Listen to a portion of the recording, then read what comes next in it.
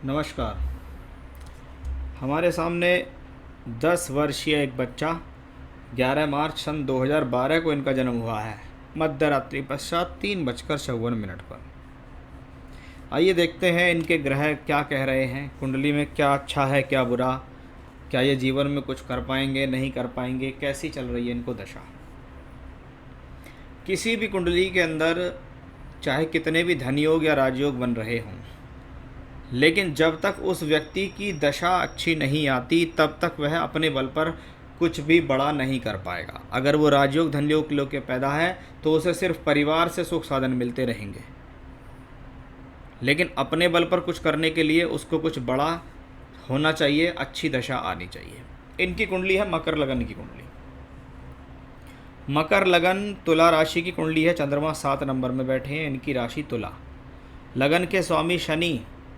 मकर लगन अपने आप में एक मेहनती लगन होता है। जमीन से जुड़ा व्यक्तित्व, मेहनत करने की इच्छा रखना, मेहनत से प्राप्त करने की इच्छा रखना मकर लगन में देखी जाती है।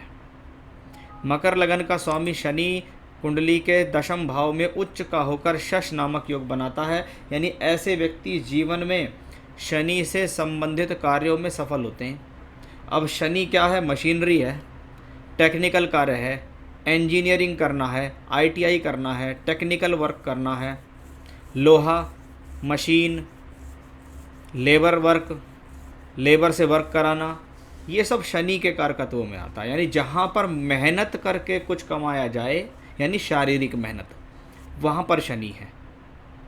क्योंकि लोग बाग जीवन में दोनों तरह से पैसा कमाते हैं, शरीर से भी कमाते हैं, दिमाग से भी। कुछ लोग दिमाग से बहुत मेहनत करते हैं, शरीर से नहीं करते। कुछ शरीर से बहुत करते हैं, दिमाग से नहीं करते।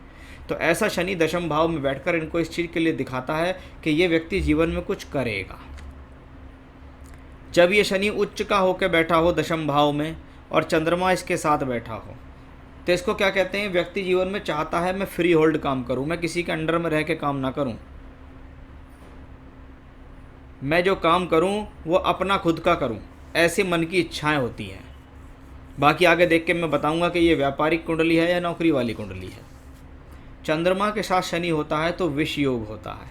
जब चंद्र शनि एक साथ हों तो व्यक्ति का सोच बहुत तेज होती है, लेकिन उतनी तेज गति से उसका शरीर काम नहीं करता। यानी मन में विचार बहुत सारे आते हैं, लेकिन शरीर स्लो हो जाता है। यानी उसके प्रति प्रक्रिया, सोचना तो बहुत कुछ है, ये कर दूंगा वो कर दूंगा, लेकिन उसके प्रति अगर उसका काम भी कर ले तो जीवन में बहुत आगे निकल सकता है। चंद्र शनि का योग व्यक्ति को स्वभाव से हठी भी बनाता है, जिद्दी बनाता है, क्रोधी बना देता है। मन में जो आता है उसको ठान ले, उसी पर अडिग हो जाता है। शुक्र और बृहस्पति जैसे दो शुभ ग्रह चौथे घर में बैठे हैं, इसका मतलब व्यक्ति को जीवन में अवश्य ही सुख साधनों का भोग मिलेगा। ऐसा व्यक्ति जीवन में कहाँ किसी भी परिस्थिति में पैदा हुआ हो, लेकिन अपने बल पर चल अचल संपत्ति प्राप्त करेगा। उसको परिवार में सुख साधन मिलेंगे और वो अपने बल पर परिवार में सुख साधन अर्जित करेगा। लेकिन जब बृहस्पति यहाँ पर द्वादश और तीसरे का मालिक होकर बैठे और चौथे घर का मालिक मंगल अष्टम भाव में हो, ऐसा व्यक्ति का जन्म स्थान अवश्य छूटता है। ऐसा व्यक्ति अपने जन्म स्थान को छोड़कर अन्य स्थानों पर जाता है। ऐसा व्यक्ति अपने दूर स्थान पर जाकर प्रॉपर्टी खरीदता है। यानी ये व्यक्ति लोकल में रहने वाला नहीं है। ये व्यक्ति जहाँ पैदा हुआ वहाँ नहीं रुकेगा, ये बाहर जाएगा। कब से जाएगा? 2032 जिस दिन जीवन में आ जाएगा, मेरी बात को गौर करिएगा, 2032 जब इनके जीवन में आएगा तब से ये जीवन में बाहर चले जाएंगे। चाहे बाहर पढ़ने जाएं, चाहे नौकरी के लिए जाएं, चाहे काम करने जाएं, क्योंकि ये नौकरी वाली कुंडली है, व्यापार वाली कुंडली नहीं है। ऐसे लोग देखा जाता है कि घर से बहुत दूर जाते हैं या विदेश में जाकर भी काम करते हैं, लेकिन ऐसा होगा अक्टूबर 32 के बाद ही, तभी ये व्यक्ति घर से दूर जाएगा, कभी ये व्यक्ति बाहर जाएगा। क्योंकि ये इतनी लंबी प्रेडिक्शन मैं आपको दे रहा हूँ कि अक्टूबर 2032 से बृहस्पति की दशा आएगी, जो इन्हें अवश्य ही दूर ले जाएगी। बाहर रहेंगे, बाहर नौकरी करेंगे, वहीं पे मकान ले लेंगे, वहीं पे रहना शुरू कर देंगे, सब काम बाहर। क्योंकि 2032 में जाके इनकी उम्र होगी 20 साल। 20 साल के बाद ही जाएगा व्यक्ति बाहर, क्योंकि जब इसको बृहस्पति की दशा लगेगी। आइए, मंगल अष्टम भाव में हो, मंगल दोष बनाता है। सूर्य उसके सामने बैठा है अष्टमेश होकर, यानी पारिवारिक सहयोग, परिवार से संपत्ति मिलने का योग। वाणी पर संयम रखें, क्योंकि स्वभाव से और वाणी से थोड़े ब्लंट हो जाते हैं, जो मुंह में आता है बोल देते हैं। ये नहीं देखते हैं कि किसी को कैसा लगेगा, तो थोड़ा सा उस बिहेवियर से ये कॉम्बिनेशन अच्छा नहीं होता है।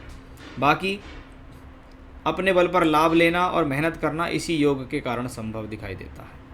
ये सूर्य मंगल जब आमने सामने हों और यहाँ नवमांश में भी राहु केतु शनि के साथ हों, तो इस कॉम्बिनेशन से हम कहते हैं कि भैया अपने वैवाहिक जीवन का भी ध्यान रखना। आपके स्वभाव की वजह से आपकी पत्नी का मन दुख सकता है, आपके स्वभाव की वजह से आपके वैवाहिक जीवन में समस्या और तनाव आ सकते हैं, क्योंकि आप मांगलिक भी हैं, इसका भी ध्यान रखना है। बुध अच्छा है, भाग्य स्थान का मालिक भी तीसरे घर में है, इंटेलिजेंसी के लिए अच्छा, बुद्धि के लिए अच्छा, कैचिंग पावर के लिए अच्छा, पढ़ाई के लिए अच्छा।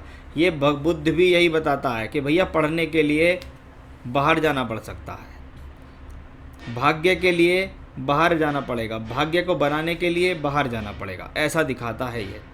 राहु केतु भी यहाँ देखिएगा, केतु शुक्र की राशि में शुक्र के फल देंगे, केतु अच्छा है।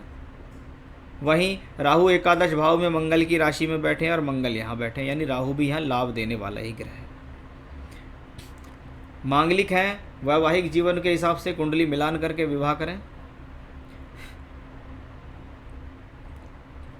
आप पूछ रहे हैं इनके फ्यूचर के बारे में, इनके एजुकेशन के बारे में, आप कह रहे हैं कि हमारी हालात ठीक नहीं हैं, उसमें भी आज के समय में इस बच्चे का आप साथ नहीं दे पा रहे हैं आर्थिक तंगी के कारण, कोशिश कर रहे हैं इसे अच्छे से अच्छे स्कूल में पढ़ाने के लिए, तो चिंता बनी हुई है आपके मन में, कैसे होगा, क्या होगा। आपको जॉब लॉस भी हुआ, आपकी नौकरी भी चली गई। देखिए, जब कोई बच्चा किसी कुंडली में कोई योग लेकर पैदा हो, ईश्वर ने उसको वो योग दे दिए, तो एक बात आप ठान लीजिए कि भाई उसको अगर वो योग मिले हैं तो वो किसी न किसी साधन से पूरे ज़रूर होने हैं। अगर मैं कहता हूँ कि ये नौकरी करेगा, अगर मैं कहता हूँ ये बाहर जाके संपत्ति खरीदेगा, अगर मैं कहता हूँ घर से दूर जाएगा या विदेश जाएगा, तो उसके साधन बनेंगे ज़रूर, चाहे कैसे भी बने। राहु की महादशा 2032 तक अभी है। राहु 11वें घर में, 11th house, house of gain, यानी जो भी काम करोगे उसमें प्राप्त हो जाएगा।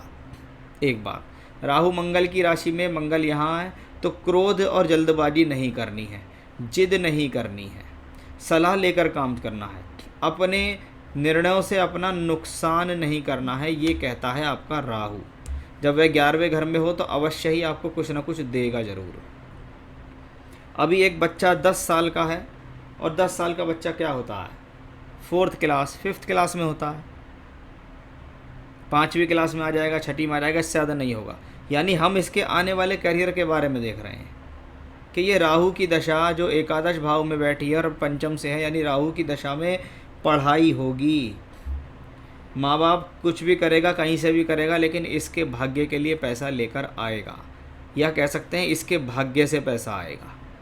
इनकी आने वाली दशाएं, सारी दशाएं ठीक हैं, इनको अपनी पढ़ाई पे ध्यान देना चाहिए। सिर्फ 2 चीज़ों की इसमें कमी है। पहला, शनि चंद्रमा का विषयोग, जल्दबाजी करते हैं, गुस्सा कर लेते हैं, जिद करते हैं, मानते नहीं है बात। दूसरा, मंगल राहु की राशि में है, ये राहु देखिए मंगल, तो हटी हो जाते हैं, ये चीज़ का ध्यान देना है। अगर ऐसा, ये दोनों चीज़ों में अच्छी होती है। ऐसा व्यक्ति अगर जिस चीज़ को ठान ले उसे कर लेता है। अब उसने कोई गलत चीज़ ठान ली तो वो उसको भी करेगा, और उसने कोई अच्छी चीज़ ठान ली तो वो उसको भी करेगा। दोनों ही चीज़ों में वो चीज़ थोड़ा सा परेशान कर सकती है। आइए और आगे देखते हैं कि इस कुंडली में राहु में शुक्र, बृहस्पति में शुक्र आएगी जब इनकी उम्र 28 साल होगी, तो 28 साल से 30 साल की उम्र के बीच में इनकी शादी का योग बनेगा। 28 से 30 के बीच में मांगलिक हैं तो मांगलिक लड़की देखें, कुंडली मिलान करके देखें, क्योंकि इस जीवन की असली कहानी शुरू होगी इस कुंडली की अक्टूबर 32 से। अक्टूबर 2032 में जब बृहस्पति की दशा आएगी, 12 और तीसरे का मालिक है, यहाँ भी दशमांश में 12 और 3 का मालिक है। इसका मतलब एक बड़ा परिवर्तन, बड़ा स्थान परिवर्तन अक्टूबर 32 से दिसंबर 34 के बीच होगा। चाहे स्थान परिवर्तन हो जाए, पढ़ाई के लिए परिवर्तन हो जाए, दूर स्थान पे चले जाएं, लेकिन होगा अवश्य। और ये पूरी बृहस्पति की दशा 16 साल की होती है। 2032 से 2048 तक जाएगी। ये इनको बाहर ही रखेगी। मैंने ऐसी बहुत कुंडली देखी है जिसमें बच्चे आज के समय में विदेश जाते हैं। आप कहो जी मेरे पास ना आज के समय में पैसा है ना मेरे पास सुख साधन है, कैसे जाएगा? भाई साहब इसकी कुंडली में योग है, ये तो जाएगा, ये तो जाएगा, चाहे कैसे भी जाएगा लेकिन जाएगा ज़रूर। अब ईश्वर आपको सामर्थ्य देंगे, ईश्वर आपको शक्ति दें, ईश्वर आपको काम दें, ईश्वर आपको पैसा देंगे, इनके भाग्य से देंगे और ये आगे जाएंगे।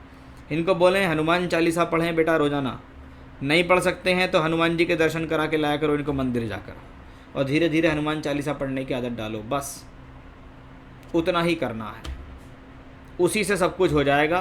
बाकी चिंता ना करें, कुंडली अच्छी है, अपने बल पर नौकरी करेगा, संपत्ति इकट्ठी करेगा, पैसा कमाएगा, सम्मान लेगा, सब चीज़ करेगा अपने जीवन में। कुंडली अच्छी है, चिंता बिल्कुल नहीं करनी है। तो ये था आपकी कुंडली का विश्लेषण, सवालों के जवाब और उपाय। नमस्कार।